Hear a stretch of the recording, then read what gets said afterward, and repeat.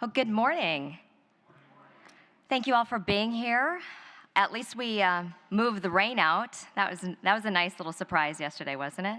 I'm Tammy Elliott from WBAY TV. I'm the morning anchor, and so I was on the news this morning and then came on over here. Had a great night last night, kicking off the convention, meeting those all-American girls. I heard they sang at dinner last night. If you got to see that, yeah, I see some people shaking their heads. What a great group of ladies. What a great way to kick off this convention and the theme of it all. So I'm very pleased to start off our morning today introducing you to Thomas Kunkel, the 7th president of St. Norbert College. And before he came to St. Norbert in 2008, Kunkel enjoyed a long and successful career as a journalist.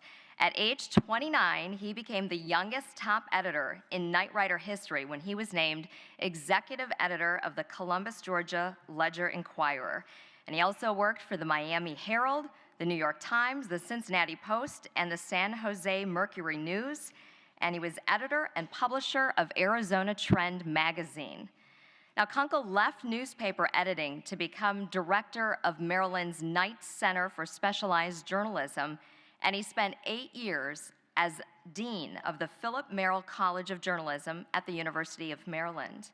The Scripps Howard Foundation named him Journalism Administrator of the Year in 2006, and in 2007 and 2008, he was president of the Association of Schools of Journalism and Mass Communication.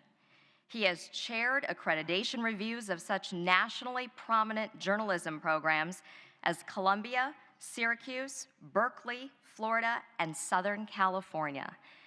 Kunkel was born and raised in Evansville, Indiana. He has written or edited 5 books.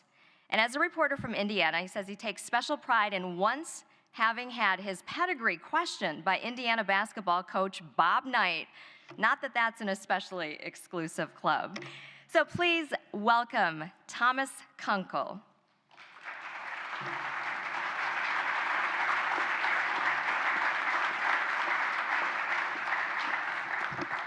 Thank you, Tammy. Good morning, everybody.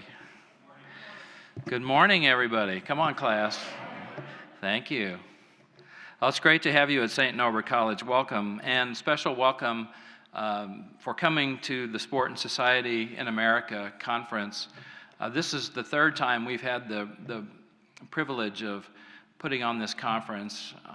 We've done it every other year, which we do in conjunction with our friends, the Green Bay Packers.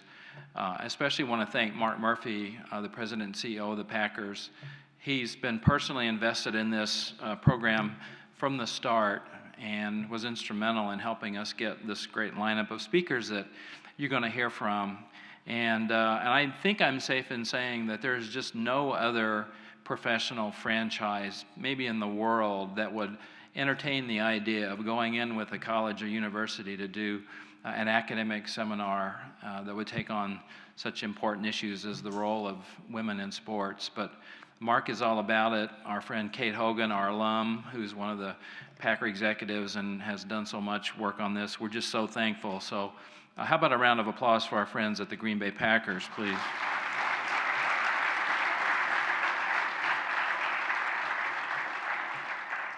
So this is just a great personal pleasure for me to welcome and introduce our opening speaker. Christine Brennan is undoubtedly one of the most widely read and influential sports journalists in America. She is an award-winning sports columnist for USA Today, and because that's owned by the Gannett Company, which owns the Green Bay paper, we get to read her column on a regular basis, and it's distributed around the country. Christine is also a very familiar commentator for ABC News and ESPN. She appears on NPR's Morning Edition, and in her spare time, she has managed to be the best-selling author of 7 books. Among her many other accomplishments is the fact that Chris has covered 14 consecutive Olympic Games, summer and winter. I first met Christine in 1981, in the last century. I was a young editor at the Miami Herald, and she was an even younger sports reporter. In fact, Chris was the first female sports writer that the Miami Herald had ever hired at that point, which is kind of saying something. I mean, 1981 wasn't all that long ago, and that's one of the reasons we're all here for this conference. But in fact, this was just the first of many firsts for Chris. She has been literally her whole life breaking new ground. After several years at the Herald, she went on to the Washington Post, where she was the first woman to cover the Washington Redskins. She was the first president of the Association for Women in Sports Media, and she started an internship scholarship program that now honors 9 female students annually. Chris is a terrific writer. She's a great reporter. But I think besides her passion and her talent, what really makes her such a special figure in American journalism is that she speaks truth to power. She says what she thinks is right, and she has no compunction whatever about calling people onto the carpet when she doesn't think the right things are being done. She is absolutely fearless and unafraid to ask hard and, frankly, sometimes uncomfortable questions.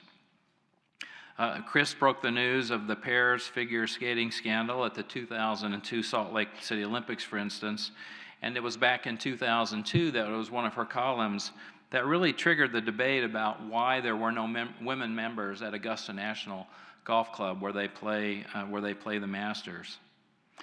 So you're in for a wonderful treat this morning. You're going to get a clear, unvarnished view, Chris's perspective. The subject of her talk this morning is the impact of Title IX, the enduring impact of this legislation 40 years after it was initiated. So she's going to talk for half an hour or so, but she's leaving plenty of time for your questions, and she's really interested in hearing what you have to say about this. So I'm putting you on notice. Get your thinking caps on. But for now, please join me in welcoming Christine Brennan. Chris?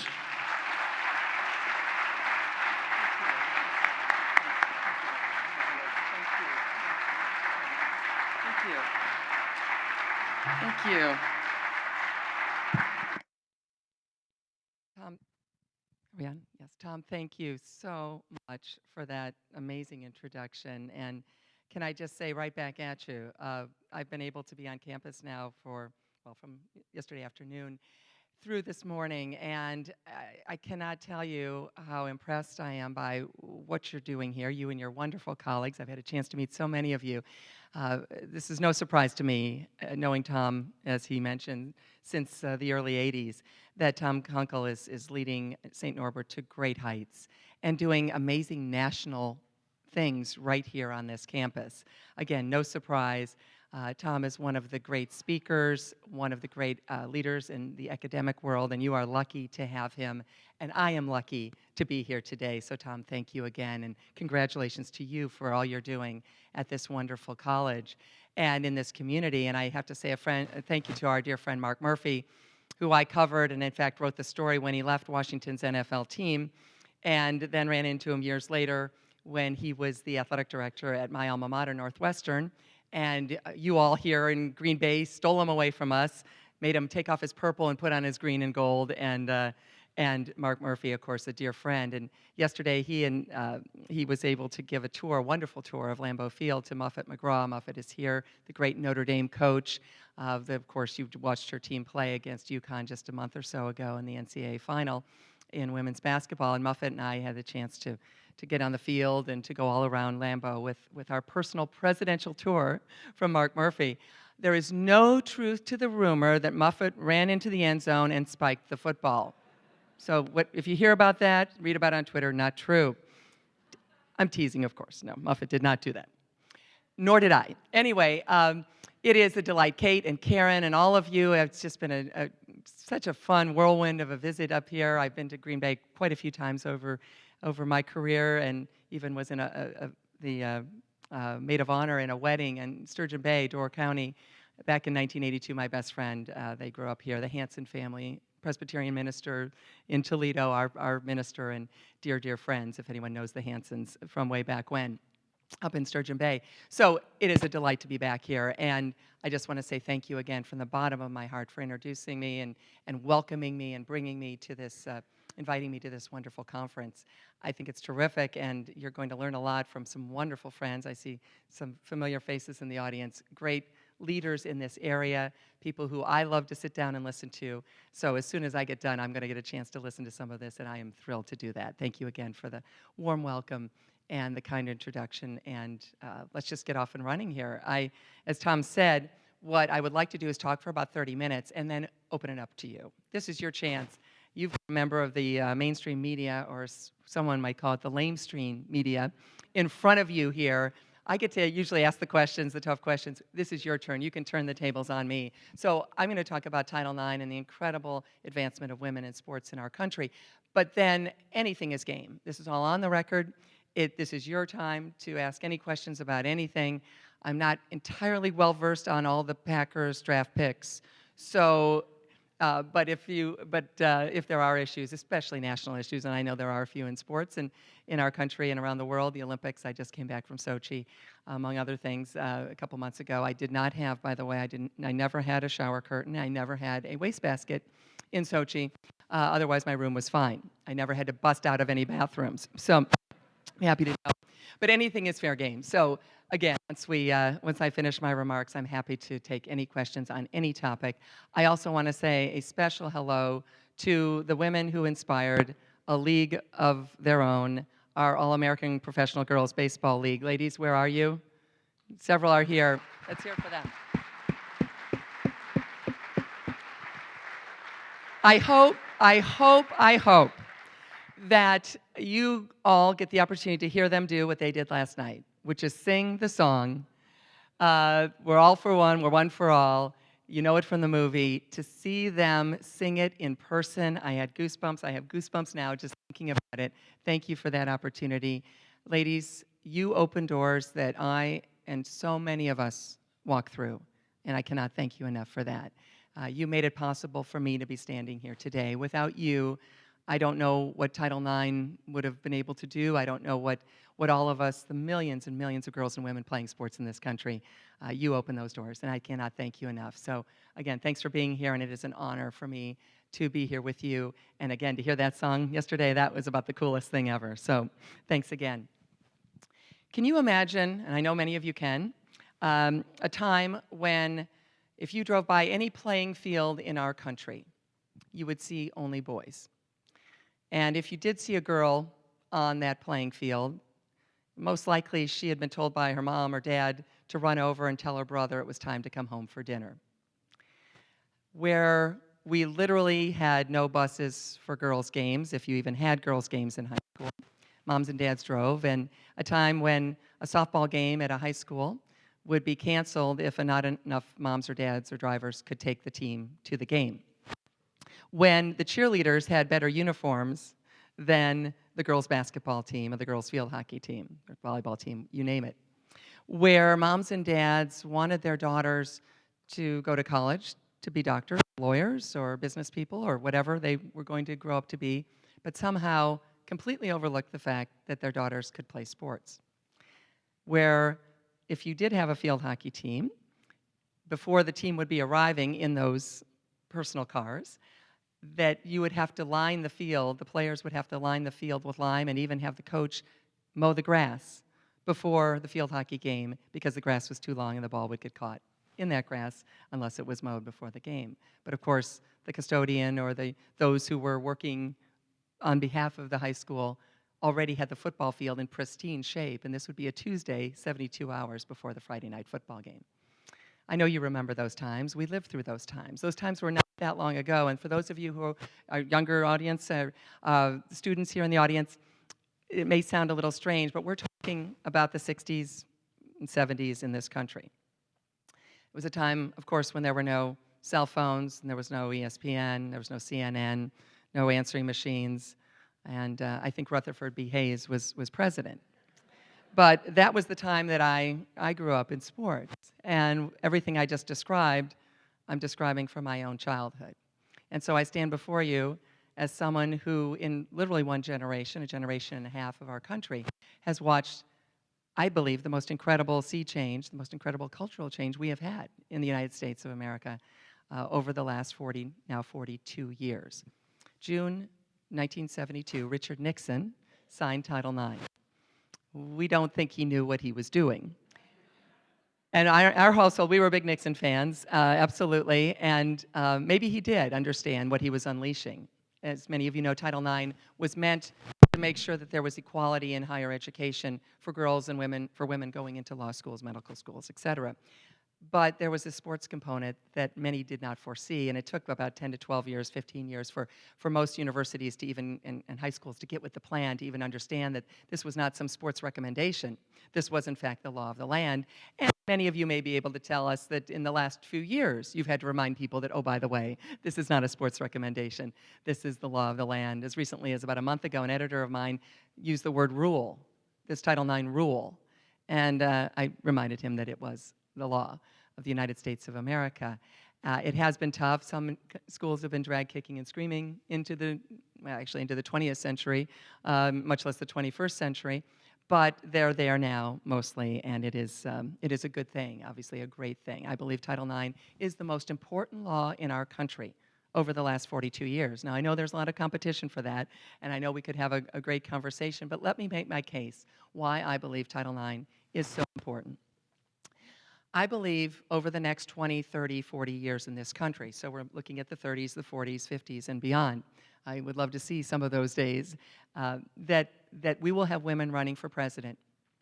On the Democratic side, on the Republican side, if there are other tickets out there, national tickets, we will have women running for president, and we will have women running against women for president of the United States. And some of these women will be picking female vice presidential candidates. And of course, we will have women running universities as never before, and Fortune 500 companies, and doing all of these amazing things throughout business and in our lives.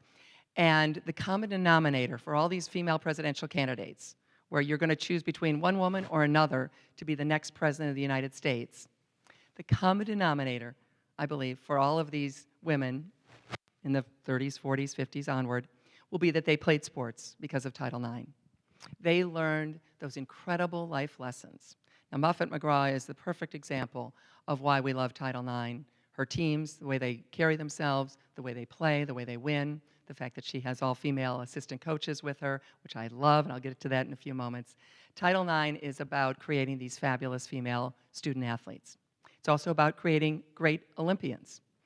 If you love the London Olympics and you're a little unsure about Title IX, you're maybe, I'm not so sure about some of these things, losing the wrestling programs, we can get to that as well, losing some of the other men's Olympic sports, men's so-called minor sports, the non-revenue sports, which is terrible. No one wants that. But if you are a little queasy about Title IX, or you have a family member who didn't want to come today because they didn't want to hear about it, well, if you watched the London Olympics and you cheered for the United States of America, I've got news for you. You are a fan of Title IX. The United States women won over 60% of the gold medals. If there's no Title IX, there's no U.S. women's soccer team. There's literally no team. There's no Abby Wambach, there's no Alex Morgan, there's no Hope Solo. There's no Mia Hamm, there's no Brandi Chastain, there's no Julie Foudy. We've never heard of them. It's kind of like It's a Wonderful Life. They're gone. They don't exist. If there's no Title IX, I don't know what our women's basketball team would look like at the Olympic Games, but it wouldn't be winning 5 or 6 gold medals in a row and dominating the world. And on and on and on it goes. Swimming, the fact that Missy Franklin, who will be, by the way, the #1 star going into the Rio Olympic Games by far, a terrific young lady, fabulous personality, just love her. Missy Franklin was able to, after the London Olympics, go on to Cal Berkeley and go to college for a couple years, of course, with a scholarship. If there is no Title IX, then Missy Franklin has to end her swimming career. And you're saying, okay, that's a little dramatic. Donna de Verona, a great name from 1960, 1964, a mentor and friend of mine for years, one of the top women in fighting for Title IX and women equality for women in sports. Donna de Verona literally had to stop her career because while the boys went on to college, she could not. There was no opportunity for her. So college scholarships leading to get these young women onto these campuses to continue to play sports. So Title IX, of course, is about that. So I figure there's probably 3 guys in Montana somewhere hiding under a desk who are the last 3 people who don't like Title IX. But if they pop their heads up to watch the London Olympics, They're Title IX fans. The U.S. team, for the first time ever, we call the team Title IX because the U.S. team in the London Olympic Games, literally first time ever, had more female athletes than male athletes. In part, that was because our U.S. men's soccer team did not qualify. Had they qualified for the London Olympics, you would have had more men than women, but just barely. Sochi, again, a little bit more men than women, but the equality is there, and the U.S. is leading the way to the point where David Cameron, the Prime Minister of Great Britain, said at the end of the London Olympics that he needs to look at what's going on in England and in the U.K. because he said we need to have a Title IX too. The United States is not just doing it here, we're showing the rest of the world what we can do with opportunities for girls and women in sports. But Title IX is not just about creating those fabulous Notre Dame women's basketball players. It is not just about creating those great Olympic athletes. Frankly, to me, it's about creating better people. And when you think about this, you're learning as a child, that 5-year-old girl on the soccer field, with eating that orange slice at the end or the Snickers bar, whatever they eat these days after a game, that little girl is learning life lessons in a way that I never did, except for, thankfully, my father, who was my own personal Title IX. I was lucky to have that.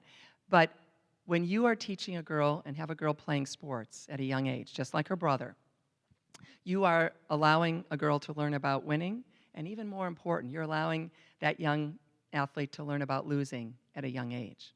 You're learning about teamwork, you're learning about sportsmanship. It goes without saying, of course, you're running, and you're being physically fit, and you're getting a chance to exercise.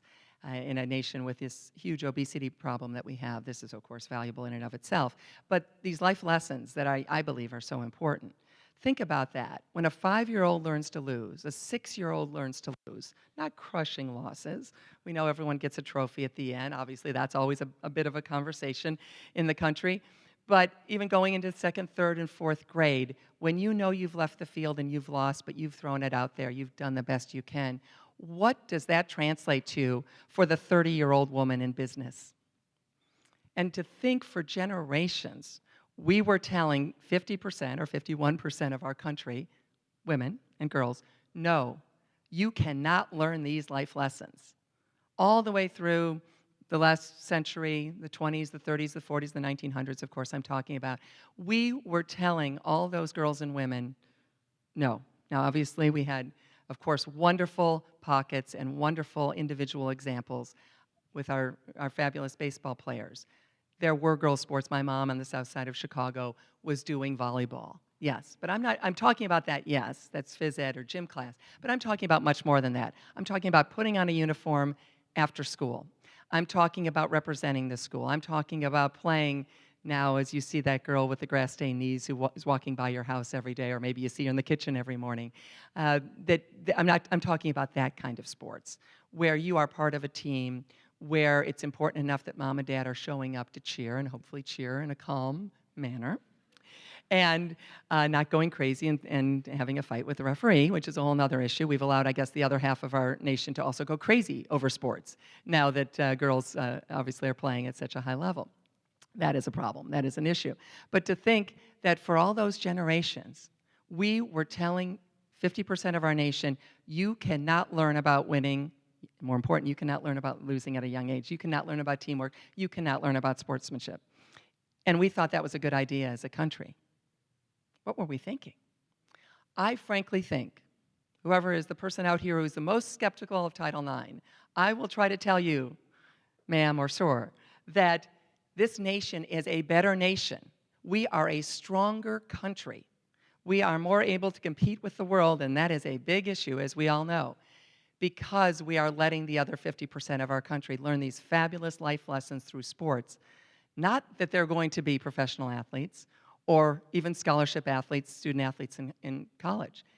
They're going to be better people because they played sports. Whatever that girl that you see in the kitchen every morning, whether she's going to be a mom, a doctor, a lawyer, a teacher, a coach, a businesswoman, or any combination thereof, she will be better at it because she played sports.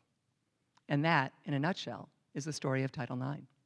Now, I did allude to the fact that there has been pushback. You may have heard. Some people don't like Title IX. If you haven't heard it recently, just Fortunately, there's not too much anymore. But definitely just turn on your sports talk radio when there is an issue involving college sports and listen to the screaming. You could even probably be outside your car and just keep the radio down. You can still hear the screaming of those wonderful shock jocks. I've been on many of those shows. I know those guys well, good friends, and who do not believe women should be playing sports or think that somehow football should be taken out of the equation. Let's take football out. How many times, maybe some people in this audience have said that. Why do we count football? Well, because Title IX happens to be the law of the United States of America. Newsflash. And in the United States of America, as best I can tell, we have two genders. We have men and we have women. We do not have men, women, and football players. So because it is the law of the land, isn't it interesting? If you think about what you hear in criticism of Title IX, and I'm saying this with a smile because it's sports and we can all get along and we can all work this out. But when you think of this criticism that you've heard of Title IX, that is taking opportunities away from boys and taking opportunities, it's as if we're looking at this as a kind of, as I said a few minutes ago, as a recommendation through the prism of sports. And I am sure Muffet, I'm not going to put words in her mouth, but I certainly know the coaches that I've been in around many college campuses interviewing people, where you talk to some of the male coaches and within a minute they're grumbling about Title IX. Gosh darn it all anyway. Why do we have to have all these rules? And why do we have to have women playing sports and have it be equal to men?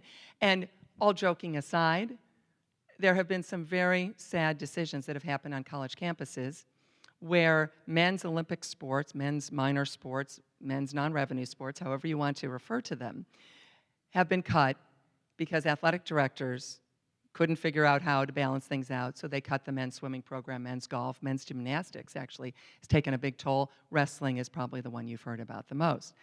To this I say, that is a sports tragedy. And no one, including one of the biggest advocates of Title IX, who happens to be standing before you right now, no one wants that. Because think about those young men, and of course these young female athletes on these campuses. They are the people who are going to graduate on time, or within a year of on time. They are going to give back to that community for 50 years, right? 60 years. They'll be giving back in terms of donations, coming back to campus, mentoring, maybe becoming leaders not only on campus but in their communities. We don't want to lose them. Now, I wish I could say that every football player and every men's basketball player was also going to be fitting those criteria of giving back and being part of the community. Most do. But obviously we know that some have had issues. And those issues are pointed out quite a bit by columnists like me. That's what we call news. But the reality is you've got so many of these young men in these men's Olympic sports, and if we cut those sports, we lose those young men from that campus. No one wants that. The biggest advocate for Title IX does not want that. So now you're saying, well, what are we going to do about this? Well, a couple thoughts. Number one is Title IX didn't show up 42 minutes ago. It didn't show up 42 days ago or 42 weeks ago or 42 months ago. It showed up 42 years ago. If there's an athletic director in this country who cannot figure out how to balance his or her program, it sounds to me as if they need to leave their job.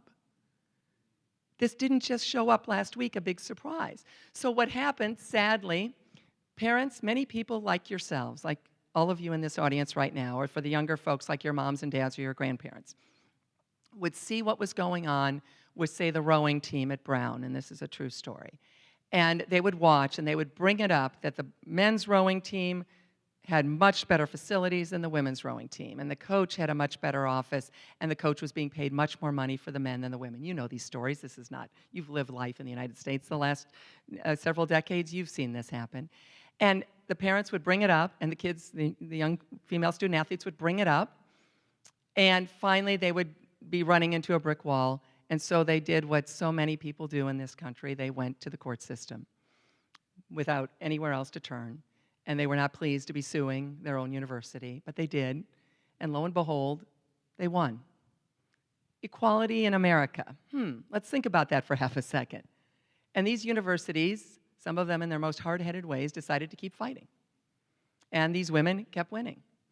And basically, there have been hundreds and hundreds, or well, I don't know, certainly dozens of major Title IX lawsuits, but many other grievances. And I got to tell you, every single time, women win.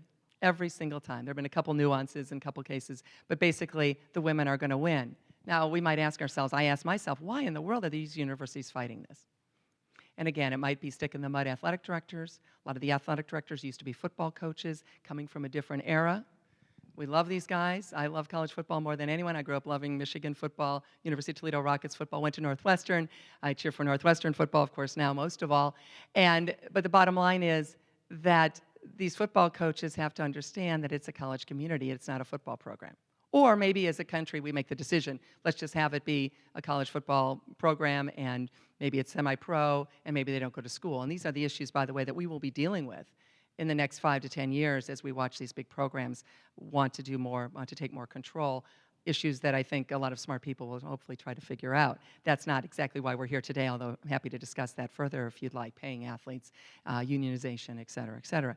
But I do believe that the bottom line here is that we want, for a college campus, we want Notre Dame to have its women's basketball team. I think we can all agree here. I know one vote, I think someone would put up 2 hands for sure. We want Notre Dame, and I'm not picking on Notre Dame, but because we have the great Muffet McGraw here, we want Notre Dame to have this team. What would Notre Dame's campus look like if it was just the football program? It's unbelievable, isn't it? Well, without Title IX, it might have been. And so, again, I go back to that this law that changed not only the playing fields of America, it changed America. Now, there are some issues out there that I think that are important looking forward. And then, as I said, I will open it up to questions because I really do want to hear from you and what you'd like to talk about, which can be, again, anything under the sun. But moving forward, there are a couple issues with Title IX. I think Title IX has been this incredible success. We certainly saw it in 1999, the Women's World Cup soccer team. I referred earlier to Brandy Chastain, Julie Foudy, some of the other players, Mia Hamm, of course, maybe the greatest of all time. And we realized that those couple weeks in June and July of 1999 that the nation had fallen in love with what it created. And in 2003, when the George W. Bush administration decided it wanted to try to weaken Title IX, said it was studying it, it wanted to weaken it, sad but true, the nation rose up. And it wasn't just blue states, it was red states. It was rock rib Republican dads like my dad, who was also the greatest feminist I knew. We threw stereotypes out the window early in our household. It was dads who said, don't you dare touch my daughter's programs. Don't you dare touch that softball program, that lacrosse program. And when a study was done, a survey was done in 2003, at the same time the Bush administration tried to weaken Title IX, when a study was done by the Wall Street Journal, not exactly a bastion of liberalism, they did the survey, would you rather have Title IX intact even if you have to cut men's programs? Which again, up here standing before you, I don't think any of us wants. But even if you did, would you rather cut men's programs and keep Title IX intact? A vast majority of the nation, close to 70%, said yes. You can't get 70% of the nation to agree that the sky is blue. That's how popular this law was. And we saw it, again, starting, I really believe, the 96 Olympics in Atlanta, the first Women's Olympics under Billie Payne, who then became the chairman of Augusta National, who did, in fact, have 2 women members come in the summer of 2012. And there may well be more, there certainly will be more under Billie's leadership. Running the Women's Olympics in Atlanta, it was a no-brainer that he would eventually open up Augusta National, which is also good business sense to attract women to golf and tell them that it is open for them. But so you've got that, but you've also got so many more things out there for girls and women playing sports and doing sports and these opportunities that exist. But the reality is we want girls and women to play sports. We want them to do this. We want them to have these opportunities. As I said, there's a couple problems and issues going forward that I think we want to keep in mind. And I do believe strongly that going from 1999 with the Women's World Cup soccer and again then to the London Olympics, we have seen that filling those big stadiums, 1999, who would imagine the Rose Bowl filled to capacity for women's soccer? No one. And yet, we love that. And the TV ratings were through the roof. And we realized it was a minivan revolution. We realized, frankly, that it wasn't driven by the mainstream media, male-dominated mainstream media, which we have done, in my humble estimation, my profession has done a horrible job of chronicling this. we've done a terrible job of covering women's sports. And no surprise to me, I think that in many ways, we're losing readers. We're losing people who want to read newspapers because we push those girls away. When I was growing up, I was reading about Al Kaline and Mickey Mantle. Yes, Billie Jean King was out there somewhere at Wimbledon. I didn't see that until I was a teenager, and Chris Evert and what have you, and they were my role models, Nancy Lopez. But now, of course, girls know they're out there, and they can go to the websites, right, and read about Alex Morgan and Abby Wambach and wonderful star basketball players. And if they want to follow Notre Dame women's hoops, they don't have to even think about their newspaper. They go right to the website. Well, those 10, 12, 15-year-olds, in 30 years, they're going to be the consumers for the family, right?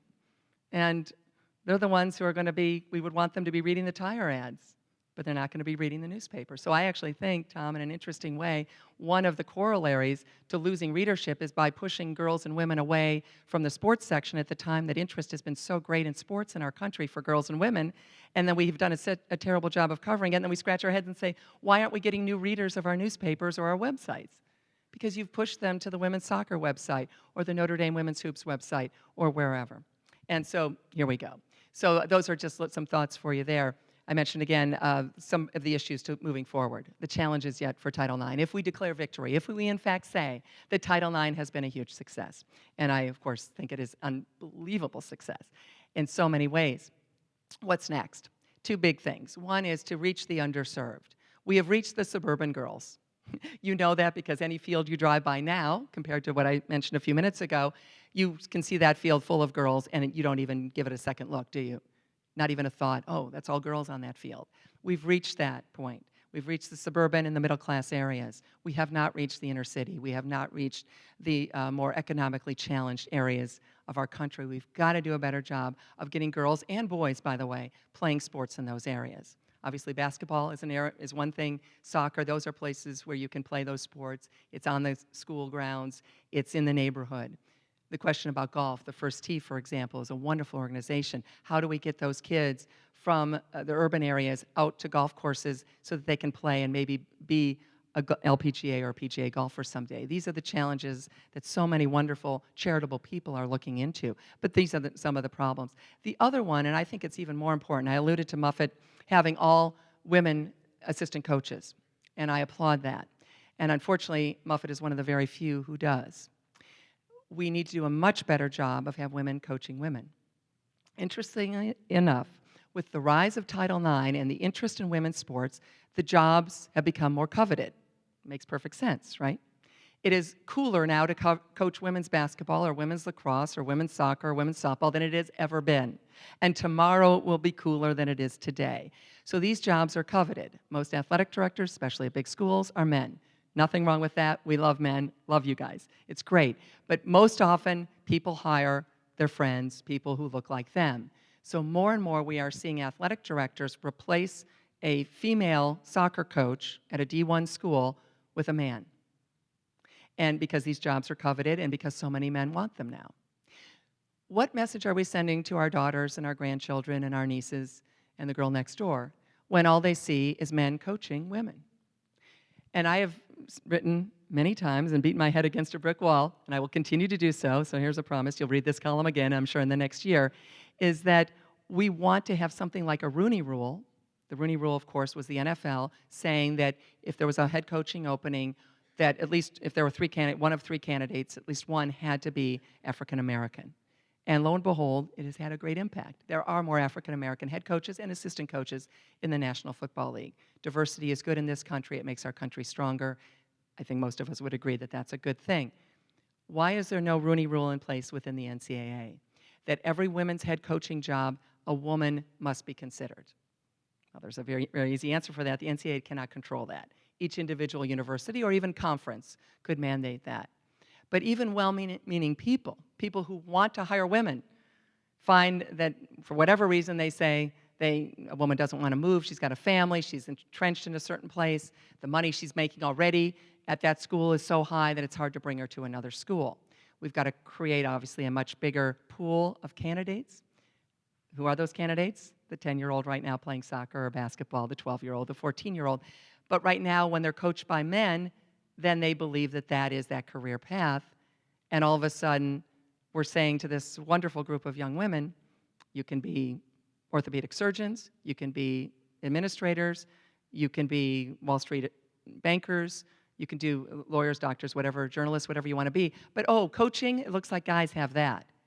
This is a big problem. And just a quick number for you. Back when Title IX started, women's soccer, which of course really has been kind of that bellwether sport in many ways, from that first start at age 4 or 5, all the way up, obviously, to the Olympics, the Women's World Cup in '99, et cetera. Women's soccer, when Title IX began, ladies and gentlemen, was at about 80% female coaches. So the women coaching women, even close to 90%. Now it's down to 30, 33%. So that means men are getting those jobs because they're coveted jobs. But what message are we sending to our girls? We've got to do a better job to have women coaching women, because it is just a no-brainer, frankly, that when a girl is finished playing sports or a young woman is finished playing sports, one of her options would be to coach. Good news on that front, and anyone who knows me knows I'm the ultimate optimist. So even as I talk about some things that aren't always optimistic, I try to find that silver lining. I am from Toledo, Ohio, after all. I'm a good Midwesterner. I look for the positive in many, many things. And the good news is that just this past week, the U.S. women's national soccer team, which you can make a case is the most famous team, women's team in the world, because of the love of soccer around the world, because of Mia Hamm, '99 World Cup, obviously Abby Wambach, Alex Morgan, Hope Solo, all of the rest. They don't win as much as our U.S. women's national basketball team, which is by far the winningest U.S. team, men or women, in international play ever. They have not lost in 20-some years, the lifetime of most of the students on this campus. But the women's soccer team may be more important because of the impact soccer has on the world. After the U.S. won the '08 and the '12 Olympic gold medals in women's soccer, Pia Sundhage was the head coach, a Swedish woman. She left, and they hired a man.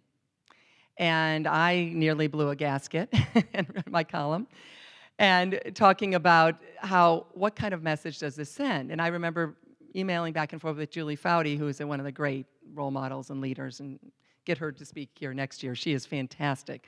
Foudy is just a great pal and just a great, great American, a great leader. Of course, the captain of those women's soccer teams. And Foudy was saying, well, they don't have any candidates. And I'm not belittling what she said. They didn't have a candidate, so they hired this man, who came from Australia. And so we have to hire not only a man, but an Australian to coach the U.S. women's soccer team. And the idea was, well, there just were no other candidates. And I said back to Julie, again, this wasn't Julie's problem, we were just back and forth, but I said, wait a minute. I said, how many millions of soccer players has the United States produced, female soccer players? Anyone have a guess? I said 5 million? Of the last 40 years, how many girls in America have played soccer? 15 million? A lot, probably. Let's just settle on 10 million just for the sake of argument. 10 million young women, girls and women have played soccer in the United States. And we cannot find one to coach the U.S. women's national soccer team. And I wrote the column saying what a failing this was for USA Soccer, that they had not produced, they're producing great players, they've got to start working on a coach's pipeline. And all these sports do. The good news, as I promised, I would end with the good. Last week, a woman named Jill Ellis was just hired. They got rid of the guy, and they hired Jill Ellis to coach the U.S. women's national soccer team. A veteran, well-known. She's been the interim coach a couple times. Jill Ellis will coach the U.S. women's national soccer team heading into and at the 2015 World Cup, which happens to be in Canada it's next year. So there's the good news. A woman was hired, and my guess is they will never hire another man for that job. Now, for those of you who say, well, wait a minute, isn't this tokenism? I would say absolutely not, with all due respect. We're talking about women coaching women. Men can coach men, and obviously men coach women, and I'm all for it. That's great. But we've got to do a better job if we want to give our daughters and the girl next door more options. And that's what Title IX really is all about. So on that note, as you can tell, I am kind of a little bit of a fan of Title IX, and I like it a little bit. Anyway, I will close, I will stop, and I will take your questions. Thank you very much.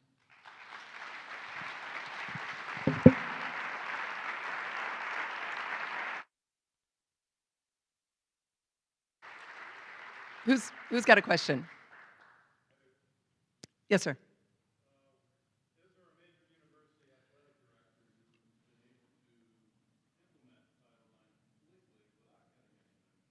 The question is there a major college athletic director who's been able to implement Title IX completely without cutting any men's programs? Well, yes and no. Most schools have done it without cutting men's programs. I mean, one of the things is we've heard about some of the sad news of cutting men's sports because it was news. But I can't think of the last time. Can anyone think of the last time, Andy Billings here may know, the last time we lost a men's sport? Can anyone think of it? It's been 3, 4, 5 years, at least, maybe? Tennis, where?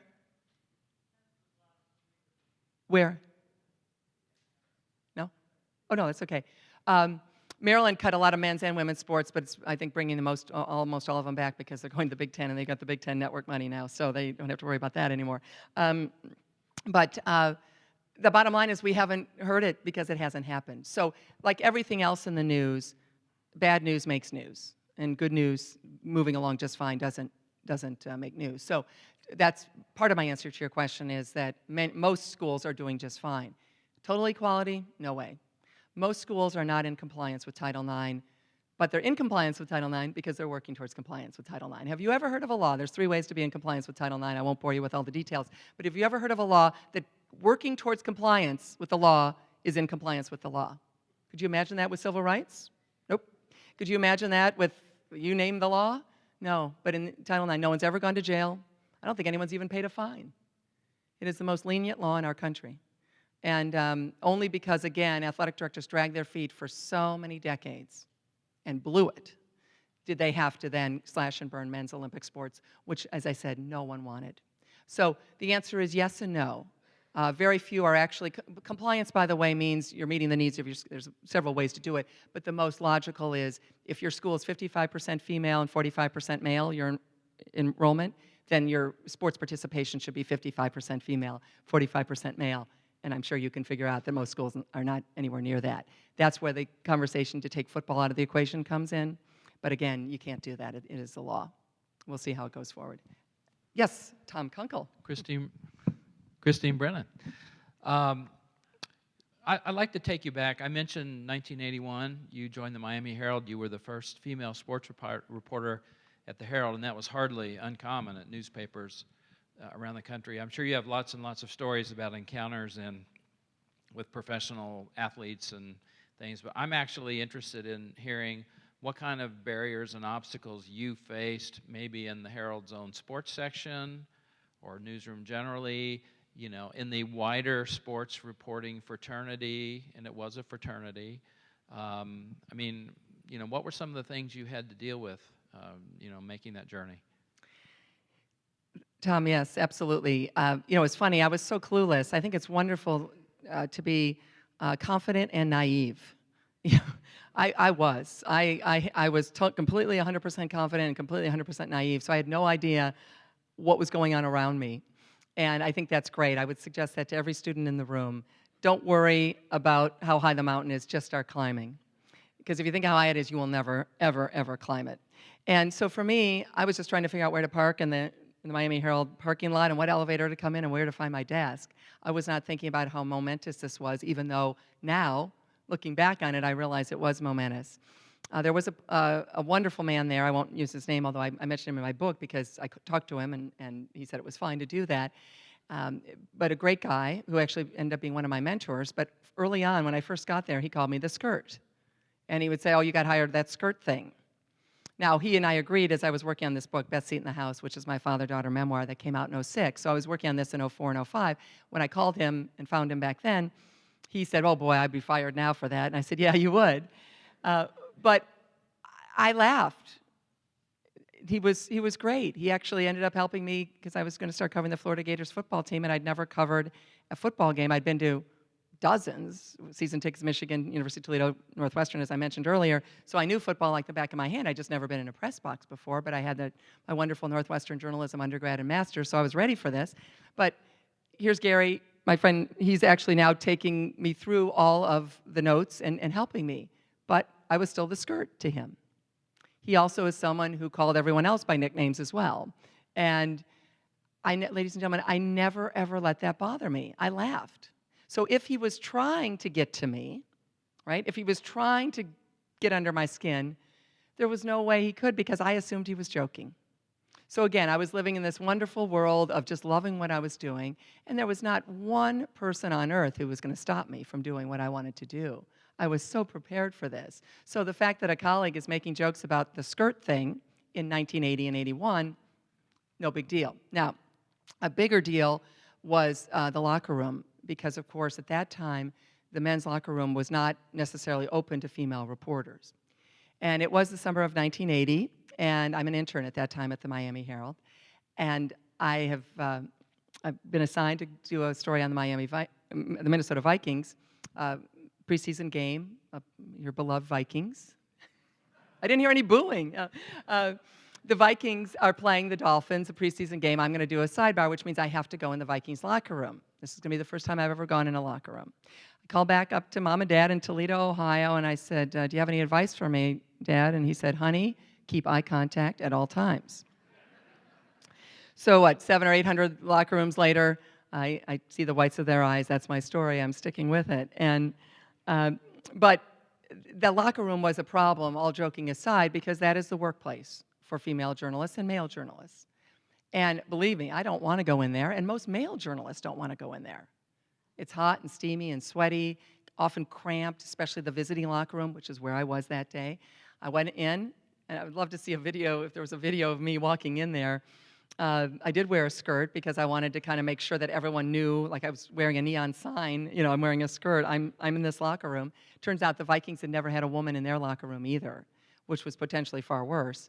Interviewed the great Bud Grant, legendary Bud Grant, and I'm standing there, I can see the opening, and I can see men in various stages of undress. Again, this is 1980. This is a long, long, long time ago. And Bud Grant is there, and I'm interviewing him for a minute, and part of me is going, I'm interviewing Bud Grant. You know, I just cannot believe that the girl who was the fan of the NFL 8-9 years ago is now the journalist, woman interviewing Bud Grant. So I interview Bud Grant. He goes, now you need to go in the locker room. I said, yeah. He goes, you're sure? I said, I got to get these interviews. And he said, all right, Bud Grant, that old geezer, go ahead. And of course he had to, because it was the rules. And in I walked into a room full of naked men. And I'd been in some fraternities at Northwestern, but I'd never seen anything like this. Anyway, so I go in, I find Tommy Kramer, remember Tommy Kramer, the quarterback, fully clothed already, interviewed him, talked to a couple other players. A defensive back came over and actually asked me who I needed, which was lovely, and I thanked him for that many times since. And pointed me out to a few players because they don't have the names over the lockers, and when the jerseys are off, you have no idea who they are, but I couldn't look around because, of course, I was there to do my job, and I had to kind of beeline to lockers, and it worked out fine. So at age 22, I certainly kind of passed that rite of passage and moved on. And but I will say what was great, Tom, was that in 1985, Pete Rozelle, then the commissioner of the National Football League, issued an edict saying that all locker rooms had to have equal access because it was patchwork before then. So I'm at the Miami Herald for 3 years. I then go to the Washington Post. I'm covering the National Football League. I'd go to the Chicago Bears one week, and their locker room would be open. I could do my job. Dallas Cowboys the next week, I'd have to wait outside in the loading dock where the players would think you're waiting for autographs. And as newspapers were hiring more and more women to cover sports, and you've got these huge newspapers, the Boston Globe, Leslie Visser, and the Washington Post, me, standing outside of the New York Giants locker room. The New York Giants did not want to have the Washington Post and the Boston Globe outside of their locker room. So things had to change. Once again in our country, diversity changes with a push, in this case from sports editors saying, a woman's on the beat, deal with it. And pretty soon that opened it up.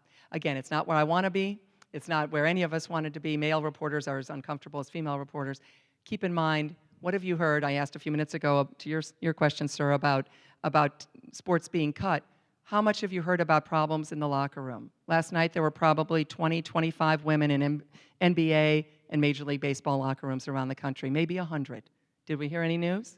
The night before that. NHL locker rooms, the night before that. We've probably had, my goodness, 100,000 locker room entries by female reporters in the last couple decades.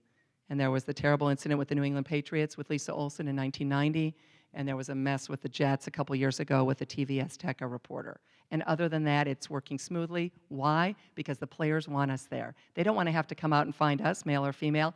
They want us to come to their locker, do the interviews, and get out of there. Why are we there? For you. If you love the Packers, you want to hear those quotes, don't you?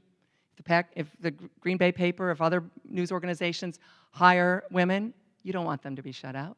You want them in there to get the quotes and the comments for you, and the video for you, the TV cameras, whatever. So that's why we're doing it. And the good news is, for any of you who are still kind of a little uncertain about this, definitely male reporters are in female locker rooms. It is absolutely equal. Women's Final Four, Muffet could tell us that. Women's soccer, so many places. Women want the coverage, so there's never been a problem. You've never heard about it because women are thrilled to have coverage to get the table scraps that the men get the full meal. And so women love the coverage and have been great about it. We've never heard a complaint. If a male reporter were not allowed into a female locker room, I would be the first journalist to stand there with them until they opened that door, because I had so many wonderful men, including some of our colleagues, Tom, who stood with me waiting outside before I was let in. And that's the beauty of our profession, that we stand up for each other, male and female. Other questions? Hi, I'm Valencia. I'm a grad student from the University of Wisconsin-Madison. Hi. Your response just kind of touched on this sense of maybe we're post-sexism that kind of created this push for this law. And so I'm wondering, what role do you see the media playing in kind of keeping the momentum to push forward to address some of the issues that you're talking about that we still need to address with Title IX, like making sure that there's equal access for all women no matter their race, class? Thank you. And I'm sorry, your name again? Valencia. Valencia. Thank you. Thanks for that question. Yeah, moving forward, you know, I think there is a sense sometimes, and you didn't say this in your question, but the Title IX, everything's solved and done, right? Because, I mean, I've declared victory here tonight. That would be a sad turn of events if it was nighttime. And I talked too long. It might seem like nighttime, but no. But it's not over. I mean, interestingly enough, just the act of making sure that girls have what the boys have in high school. Think to your high schools, to the school near you. If you're a grandparent, you know, do the girls have exact same thing as the boys? If they don't, that is actually against the law to this day. Again, this is the most benevolent law we've seen in terms of no one's been hauled off in handcuffs, and no one will be. But I say that, and you're probably saying, oh, it's all resolved, right? Everything's equal. My own high school, Ottawa Hills High School, suburbs of Toledo, Ohio, 100% kids go to college. Every mom, even in the 70s, and dad wanted their daughter to be a doctor or a lawyer equal to their brother. There was no going for the MRS degree. It was all about get a degree, be a wonderful citizen. Equality for everyone. My high school last year was in violation of Title IX and had to add women's soccer and or girls soccer and girls lacrosse. My high school last year. Also in Toledo, a school built one of the city schools built a whole new high school and a whole new facility, sports facility. This is about 3 or 4 years ago. I'm not making this up. They forgot a softball field. They forgot a softball field. This is unbelievable. There were people in the planning. Anyone who has planned anything, Tom, think of the plans you go over, you talk about, you bring in all these people, the architects, all the leaders, all the coaches, all the athletic people at this particular high school, and no one thought, we don't have a softball, we've got the baseball field, we've got the no softball. They had to add a softball field. They were in complete defiance and obviously in a violation of Title IX the moment they opened up their facility. Unbelievable. And I know I'm being dramatic here. I don't mean to be, but what is going on? So I encourage all of you, when you leave here, to think about the high school that's near you, or if you're in college here, the high school you left. Is it equal? Is it? If it's not, then it's time to look into that and to bring it up. And it's fine to bring it up. It's great to bring it up. And so I think number one is just to keep pushing. The media, you asked about the media. I think the mainstream media obviously is male-dominated, and I'm thrilled that men hired me and gave me my chance. Without men, I would not be standing here, and my dad and everyone, my mom, of course, as well. So I love men. This is not a male bashing session at all. It's quite the opposite. Dads are so supportive of their daughters and girls in sports, and men with their wives and their girlfriends, what have you. But my sense is that we need to, in the media, have a much more open sense that it's not, well, perfect example, we heard all about Northwestern, the unionization issue. my alma mater. Obviously, I have a lot of thoughts on that. I'm against it completely. That's my thoughts on that. And but did we hear anything, as we heard about unionization of the football players, about the unionization of the women's soccer players or the women's basketball players? It was always men's basketball and football. Well, if you're going to unionize, which I don't think is going to happen, I'm speaking obviously as a journalist here, if you're going to unionize, and if a scholarship is worth value, right, if that's the payment, isn't the women's lacrosse player at Northwestern back for the 10 straight Final Four in the women's lacrosse this weekend? Isn't that women's lacrosse player on full ride? Isn't she also then should be unionized? And all my friends, Wilbon and Jay Adonde, I love these guys, grew up with Wilbon, we're like brother and sister. You don't hear a word about the female athletes. Are we going to unionize the women too? So it's almost like in the mainstream media, all these shows that we love, and I love them too. I've been on vacation with Kornheiser. I should have my head examined, I think. That's all. I'm teasing, Tony, I'm teasing. But I love these guys. But if you watch that, it's like only men's sports, right? Because, of course, that's what we love, and that's okay. You pay money. It's a free enterprise. It's capitalism. You want to, we don't have a female Packers team, and that's okay. But the bottom line is when the conversation turns to college sports, we should remember that college campus, if it's 55-45, should be 55% female athletes and 45% male athletes. And we should have that conversation when we're talking about sweeping change. We should remember if we're paying the football players, we better pay the field hockey players as well. And what university in the country can do that, which is that whole issue of pay and a whole other issue. Anyway, so I hope I answered your question a little bit. There are books written on this topic. Anything else? Yes, ma'am. Hi, my name is Jana. Love your energy. Thank you. Talking about the Olympics and the coverage, the great coverage at London and Sochi with the women athletes, why does it fall off so dramatically after the Olympics? It's a great question, and I think it's because of nationalism, pure and simple. We would go and cheer our brains out for tiddlywinks if it was the U.S. against Russia. And I've had this conversation with some of those soccer players I've mentioned many times now, the 99 women's soccer team. It was such a seminal moment. I think the woman who's maybe not our first female president, but maybe our second female president, assuming how things may end up going, whatever we think, politically down the road here, she will be that second or third female president, I'm sure watched the women's 99 Women's World Cup and probably was inspired by it as a 10-year-old or whatever she would be. But I'm sorry, I just lost my train of thought. Covered, yes, right. So, but I think a huge part of that love of that 99 team was because it wasn't about soccer. It was about the U.S., and these were our girls, right? We love to cheer. You put the United States on anything, you put a flag on something, and that makes perfect sense. That's what all countries do. My goodness, if we think there's nationalism, how NBC gets criticized. I work for ABC, so I'm obviously not on their team, but NBC gets criticized for being too nationalistic, showing the Americans. You should turn on the BBC during the London Olympics. It was as if there was no other country participating except the Brits. So I had to smile at that, and the Canadians, same way in Vancouver, and what have you, in Russia, of course, Sochi. So I think bottom line is just that we care so much when it's our country against the world. Women's ice hockey is the perfect example, isn't it? How many of you watched the U.S.-Canada women's ice hockey gold medal game? And it was a crusher, wasn't it? Unfortunately, I was covering the women's figure skating, which was next door. I had to get a text from my sister in McLean, Virginia, to tell me the result, even though I was next door because I was so immersed in another figure skating controversy. Shocking. The Russians were cheating again. Amazing. And here's a prediction. 2018, the Russians will cheat again. But women's ice hockey, so we're in love with it, right? You probably went to school. You probably went to the grocery store, wherever you went that day, to church. And you were talking about it. Will you ever talk about women's ice hockey again for 4 more years? No. I wish it were different. How can we change it is a question you might ask. And I would say you need to call your local TV station, the local newspaper, the local website, which, of course, now the newspaper or the TV station also have websites, of course, and say that you want coverage. They need to know you exist. And I'm not passing the buck to you. You guys know that I'm working my hardest. I do, of course, cover much more men's sports than women's sports, but I'm probably the national columnist who does more coverage of women's sports than anyone else on earth. And I wish I didn't have that distinction. I wish there were many of us who were doing it, but I'm happy to do it and will continue to do that. I pledge that to you. But if you let yourself be known with a phone call, an email barrage of 100 of you, saying, why aren't you doing this, covering XYZ?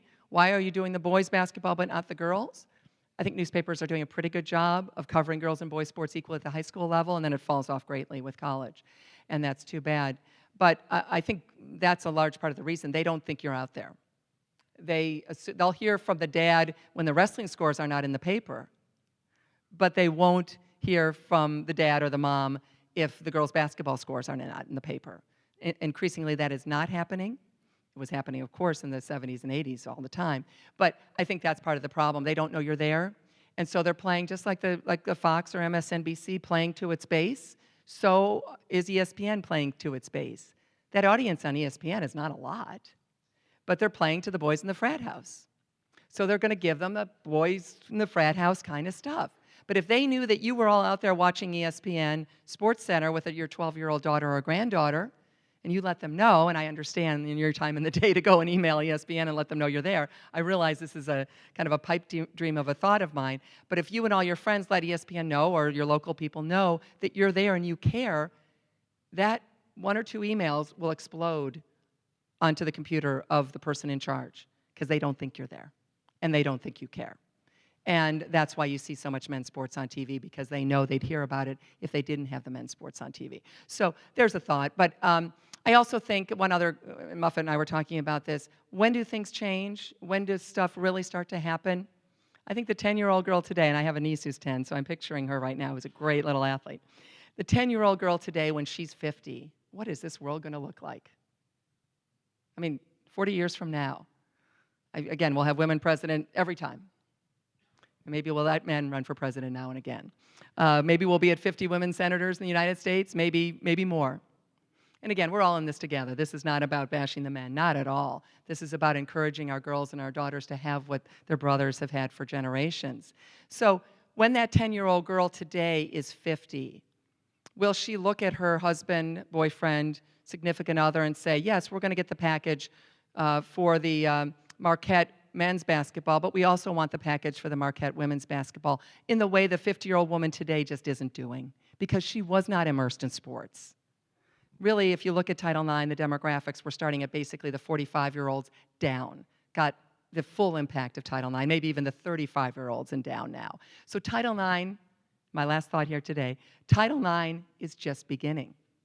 This is just the blink of an eye in our nation's history. 42 years, that's nothing. And that's how quickly we have embraced this law. So I am honored and pleased and thrilled to have been here today to exchange some thoughts. I'm not saying you'd agree with a lot of them or any of them, but some ideas for you, some thoughts. I look forward to answering any further questions, getting a chance to talk one-on-one. That would be my pleasure. You can all find me at cbrennan@usatoday.com, anytime on Twitter. I'm out there too. Anything, anytime for all of you. But the bottom line is, again, what a joy and a delight to be able to be here today at on this wonderful campus with my dear friend Tom, to be able to chronicle one of the great success stories of our country. I thank you so much for that opportunity, and have a great rest of your day. Thank you.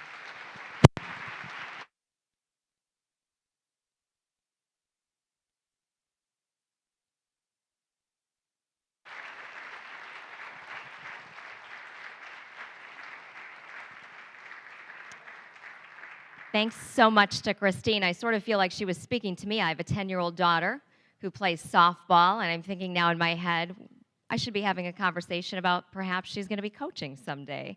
So thanks so much for opening our minds and talking about things that we think about and we need to think about. So we appreciate that. Just a few reminders to all of the conference attendees before we move on. Home-based events will be held at the Cassandra Voss Center throughout the day. And the Line Drives and Lipstick exhibit, that will remain open until 4:30 today. That's in the galleries of the Bush Arts Center. Fabulous. You have to check that out. So fun.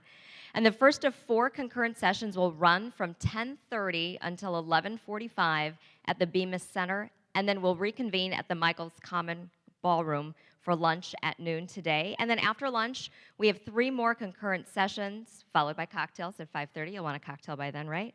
And then dinner at 6:30, both in Michael's Commons. And tonight's keynote, it's open to the public. Muffet McGraw will address Women in Leadership, and it will be held right here at the Walter Theater. That's coming up at 7:30 tonight. We're all excited for that. Again, we want to thank our sponsors, the Center for Ethical Youth Coaching, International Sports Professionals Association, for making this event possible. So thank you very much, and we'll see you at lunch.